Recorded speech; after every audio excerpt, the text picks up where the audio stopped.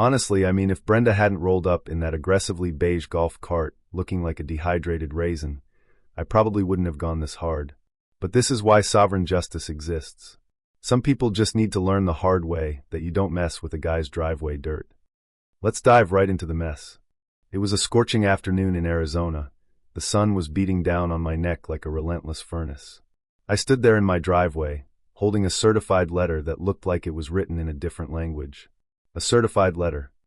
You know, the kind that costs $7 to send and demands a signature, making it clear that whoever sent it meant business. I could feel my blood pressure rising as I squinted, the glare from the concrete almost blinding me. I read it again. Notice of violation and immediate assessment of fine. My mind tried to wrap around it. I looked around at my house.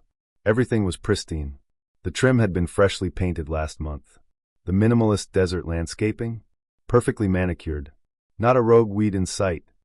No junk cars on blocks, no misaligned trash bins. Nothing. Everything was exactly as it should be in this suffocatingly perfect community of Whispering Pines. And let's be clear, Whispering Pines is in Sedona, Arizona. No pines. Not a whisper to be heard. I read the violation notice again. Infraction. Unauthorized accumulation of particulate matter on driveway surface.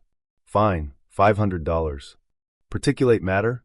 I couldn't stop myself from barking out a laugh that sent a lizard scurrying off my stucco wall. Particulate matter. They were fining me for dust.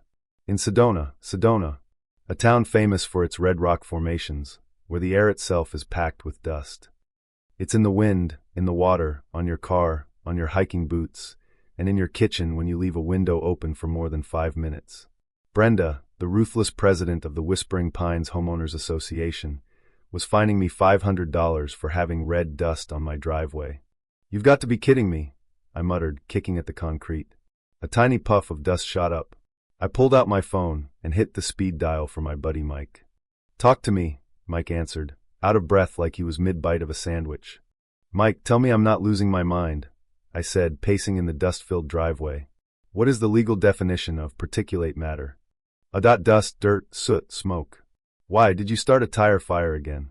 Mike asked, his voice already tired from too many weird conversations. No, I didn't start a fire. I just got this certified letter from the HOA. Brenda slapped me with a $500 fine for dust on my driveway. There was a long pause on the other end of the line. I could hear Mike chewing. Wait, you're in Sedona. The whole town's dust. Exactly, I shouted, throwing my arms up. It's the desert. It's a windy day. I swept the driveway yesterday. But Brenda's HOA goons saw a light dusting and fined me $500 for it. This is insane. Mike sighed. The kind of sigh that tells you he's heard this a million times before. Jack, it's stupid. It's abuse of power. But it's an HOA. You signed the CC and RS when you bought the place. Yeah, but I'm not paying this. I'm going to make her eat that fine, I said, my blood boiling. I'm going to fight this. Mike let out a laugh. How? You're going to sue over dust? Good luck finding a judge who won't toss that out. I don't know yet, I said. But the board meeting's tomorrow night. I'm going to have a little chat with Brenda. The next evening, I walked into the Whispering Pines clubhouse. The smell hit me immediately, stale coffee and lemon-scented furniture polish.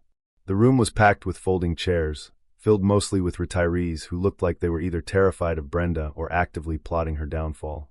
Brenda sat at the front, flanked by her loyal board members, Gary and Susan.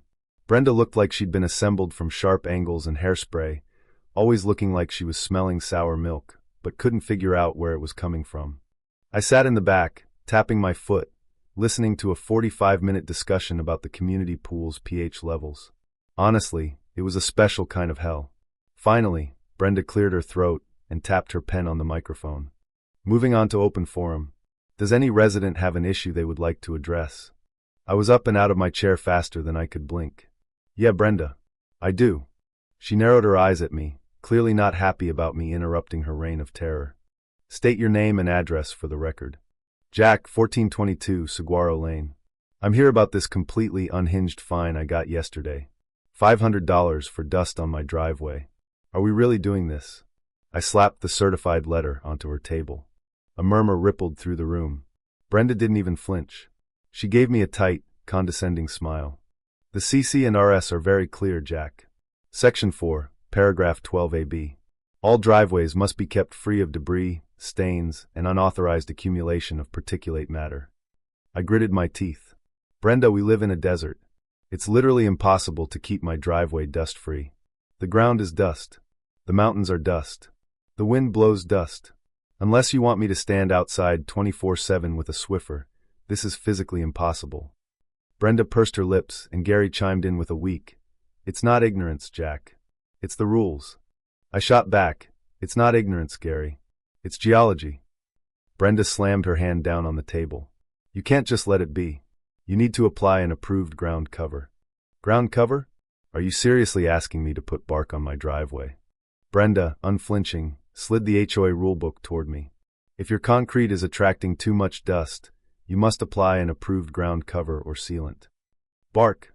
On my driveway?" I repeated, staring at her. "You're kidding." "This is a violation of community standards," Brenda said, barely containing her satisfaction. "And the fine stands. You have 14 days to pay it or it will double." That's when I knew. I was done playing by her rules. I stormed out of the clubhouse, burning with rage. Synthetic decorative scattering? Oh, I could play her game. But better.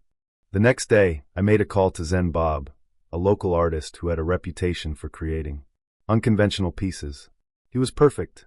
Bob specialized in environmental art installations. And I had a vision. A few days later, Bob and his crew showed up at my place with industrial-sized drums of biodegradable glitter. He got to work, covering my driveway in a gradient of purple and silver glitter, turning it into a sparkling masterpiece that would make Brenda's perfectly manicured community look like a desert wasteland. By the time the truck with the glitter arrived, my neighbors had already started calling. Brenda, of course, was already losing it. She came speeding by, slammed on the brakes, and stared at the art with wide, horrified eyes. I strolled down to my mailbox, leaning casually against it. "Morning, Brenda. Beautiful day, isn't it?" She started to shake. Her face turned redder than the dirt on my driveway. "What in God's name have you done?" "I complied with the CC and RS, Brenda," I said, offering her my best customer service smile.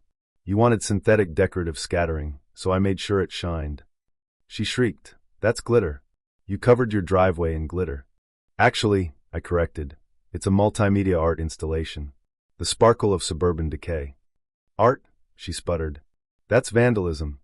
"It's protected art," I said, pulling out the contract I had Bob sign invoking the Visual Artists' Rights Act of 1990.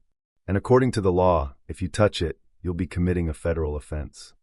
The police were called, of course, but even they couldn't touch my art. Brenda's reign of terror was over, and all because of one beautifully malicious work of art. In the end, the HOA's petty tyrannies crumbled under the weight of its own rules. The judge dismissed the fine and ruled that my art installation was federally protected. But the real kicker? The glitter kept spreading, making its way into every corner of Whispering Pines. The question I'm leaving you with, though, when does bureaucracy go too far? Should we all have to abide by rules that serve no real purpose, or do we have the right to fight back when they suffocate us? Share your thoughts in the comments. And if you've ever had a run-in with a crazy HOA, drop your story below.